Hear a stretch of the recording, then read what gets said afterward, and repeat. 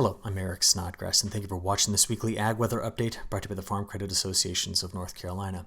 We're going to start with our map here, bringing us up to date on the June precipitation rank. So this is June 1st all the way through the 27th, and we can see the change across the state of North Carolina being much drier farther to the west, while the East Coast has been extremely wet. Now, before we go away from this image, there were some very heavy rains this past almost a week or so that have stretched right through this area. So corn and soybean farmers, this is an area that saw some pretty substantial improvement.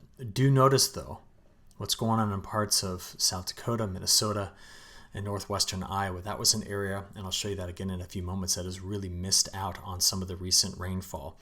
So from here, why don't we just take a look at soil moisture values? And this would be the top 16 inches or 40 centimeters looking at soil moisture percentile. And we can see the effect of kind of the west versus the eastern side of North Carolina, Virginia here. Much wetter, very saturated soils here as closer we get to the coast. But there's been some drier pockets in the interior that extend up into parts of Virginia as well. Now, over the last week, this is showing total accumulated precipitation through midnight today. And what we had was a stalled out frontal boundary right in through this area. And you can tell from Texas clear to Michigan, some places in here receiving well in excess of 6 inches, some places even higher than that. Coming over to North Carolina, though, you do notice this area in through here that's been drier from parts of the western regions of North Carolina through Virginia. In fact, I'm going to do something for you here. I'm going to get rid of everything less than an inch. So now all that you see on this graphic are places that received an inch or more of precipitation in the last 7 days. So this really begins to illustrate who received a lot of rainfall this past week and who didn't. So taking a closer look, we do see the dryness in the interior here, okay? We also see, look at parts of Minnesota, North and South Dakota, northern Iowa, this little hole right in through here in Wisconsin. I'm illustrating these places because these are the areas that have shown the most stress for the corn and soybean crops grown in this area as of late, but extremely heavy rainfall, again, from Oklahoma and Texas through to Michigan. Now, thinking about all this, I want to take you just straight to North Carolina. I want to do a little bit of a comparison because we did make substantial improvements over the last month on our moisture, especially farther east you go. And I want to show you the differences here and what that did to the way that the crop looked from space. So this is, again, is just a quick view of the NDVI, Normalized Difference Vegetation Index. Panel A is how things looked on June 9th. And as I slide this across, you'll see how they look now. So when you look at these maps, what I want you to understand is these colors over here show us where the NDVI values are low and the crop does not look healthy from space, and these are where it does. Ready? So here we are. Panel A would be June 9th, and here's the latest data.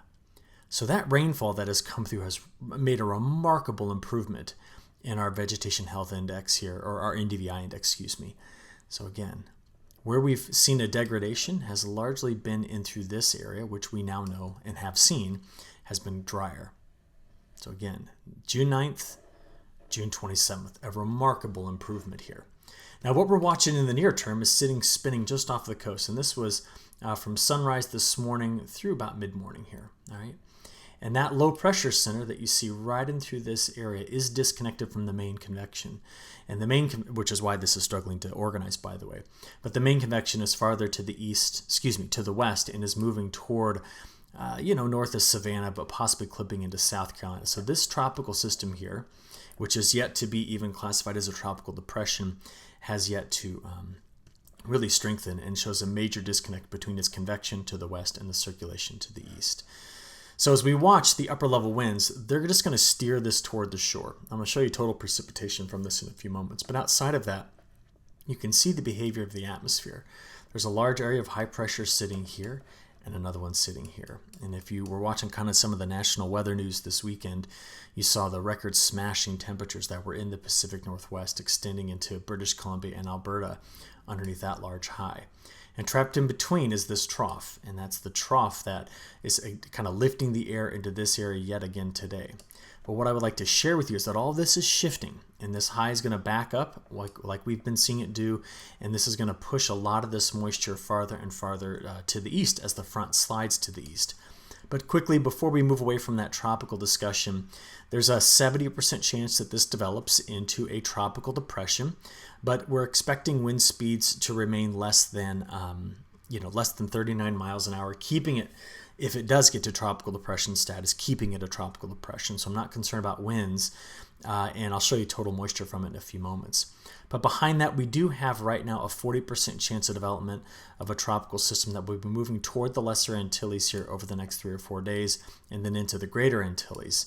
And where it's going from there is a bit tricky, but this morning's forecast guidance from the European model suggests that we could see what's left of this. I know this is a large spread, but it could come out here through the Bahamas, possibly get into this part of the Atlantic, or possibly move into the Gulf of Mexico.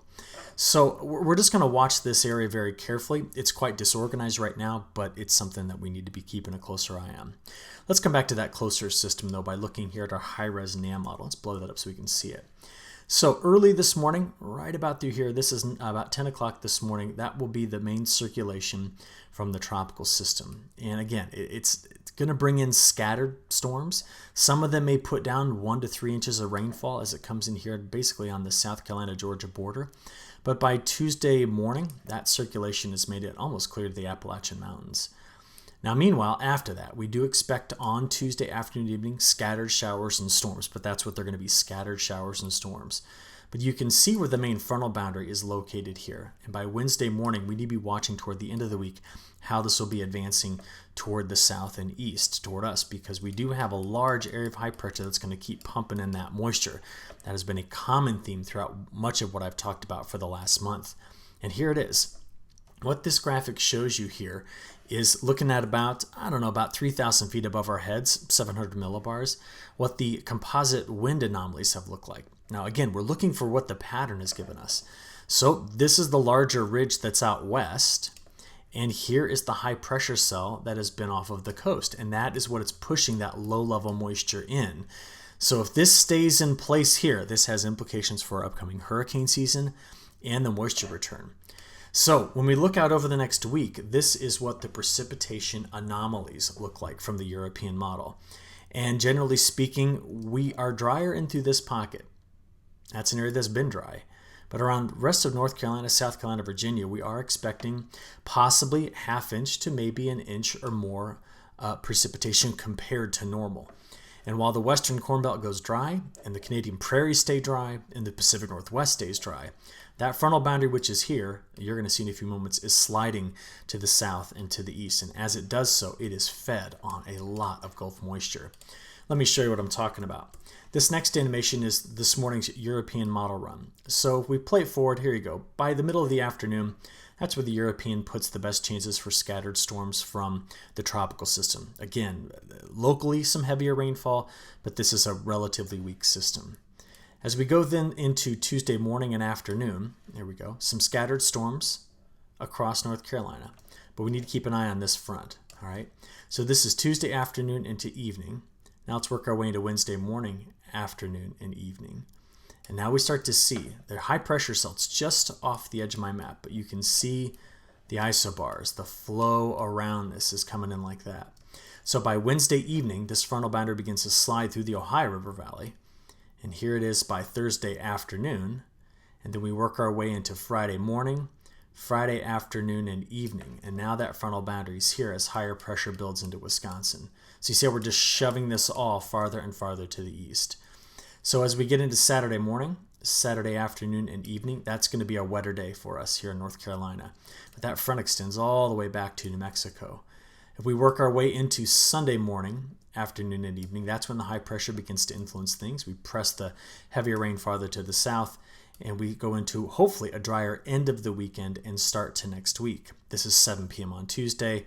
Let's go ahead and just take this all the way out to next Tuesday afternoon and evening, and we'll just finish it out all the way to day 10. But notice the flow doesn't slow down, but we do get a bit of a break here into next week. So total accumulated precip. Now we're just going to play this forward and take a look at what it gives us. So we know that through Wednesday, scattered storms at best. The frontal boundary begins to push through, and by Friday into Saturday and Sunday, that's when we bring in the best chances of rain here for parts of North Carolina. So again, you see the European model drier here. but better chances of rainfall most of the rest of the way across the state, and possibly over in the east we could be adding, better than maybe better than 1.5 inches or 2 inches of rainfall. If we put all together, this is the European model forecast for the probability through the next 10 days of getting at least 1 inch of rain. So through the next 10 days, we're sitting somewhere in the 70 to 90% here, much heavier farther to the west. And the chances of getting, as we look here, 2 inches of rainfall from the European ensemble, these probabilities are lower. We're in this 20 to 50% range, generally speaking, across parts of the Mid-Atlantic and the Carolinas. So that's kind of just a quick look on what we're expecting in terms of total precip through the next 10 days. Let's look exclusively at week 2, and let's diagnose the pattern first. So as we work our way through Wednesday into Thursday and Friday, there's the trough that comes through late this week that brings in the rainfall we just talked about. Well, what happens at that trough, in addition to keeping it cooler here through our weekend, it finally kind of goes away, and we get out to next Thursday and into Friday, and I do see the pattern doing this. Some sort of a ridge here, trough in the Gulf of Alaska, and the flow is doing something a bit like this. Now that flow pattern is not one that closes down the Gulf of Mexico. It is one that's going to let our temperatures kind of come back up a little bit, but it is going to be one that we're going to see flow in the upper levels that does this, and as a consequence will probably be wetter in this region. The question is, how far to the east does it make it? Well, this is what this morning's 0Z GFS ensemble suggests. It's trying to keep most of the wettest weather here stretching from parts of the Red River Valley of the south through the mid-south into the Ohio River Valley. And you notice that it is drier along the east coast. Does the European model pick up on that same pattern? In some ways it does. All right. You do notice that starting from east and going west across the state of North Carolina, we're drier east and wetter as we get back toward the Appalachian Mountains. So there's some consistency out there in that week 2 pattern. I'm going to show you the long range in just a few moments here.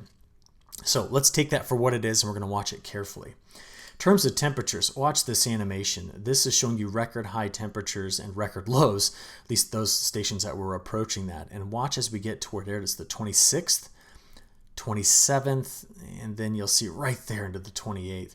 Holy smokes, was it hot in the Pacific Northwest. Those X's are every time we broke records, and they set high temperature records in like Portland, Oregon of 112. I'm sure you heard that on the national news. And there's still excessive heat warnings across, California, Nevada, Oregon, Idaho, Washington, Montana, this whole area under excessive heat warnings and high heat advisories in parts of Montana. Now, we're downstream of all of that, and so take a look at what our temperatures are going to be today comparatively. So again, 112 in Yakima, 90 for us in Raleigh. So let's take a look at how these temperatures are going to evolve. This is Monday's highs into Tuesday, Wednesday, and Thursday. So you can see we're pretty darn close to our normal highs here, while the excessive heat is up farther to the north and west. But as you noted, on Friday getting into Saturday, we expected the cool down with the rain and the front approaching, and so therefore we go to these highs in the low to mid 80s. And that's going to last through Sunday. Beyond that, let's get their date 5 through 10. Remember, we expected the cooler weather over the weekend and then into early next week. But as the heat expands and the jet stream retreats to the north, we do expect moderation as we get into that second full week of the month of July. Now, speaking of July, let's just go take a full look at it here from the European model. So what we've got here is that same factor I've been discussing. The high is here. It's not sitting over Nashville. It's not sitting over Atlanta. It's way offshore. So this flow just keeps doing this. Okay? And as a result of that, take a look at our 30-day precip outlook for the month of July. Wettest conditions are in here, but we are not looking at going over toward a drier stretch in the Carolinas. We're just too far from the high for that to be a major problem. And our temperature pattern, if we just look over the next 30 days, generally speaking, we're near normal with the slight chance of being above normal. All the heat is way far to the north and in the Pacific Northwest. That's the area that's going to be seeing the extreme heat. So what do we make of this? Well, the models, which do lack some guidance. There's no strong MJO signal. Yes, I'm keeping a close eye on atmospheric momentum, but I think that Bermuda high is what's dominating everything.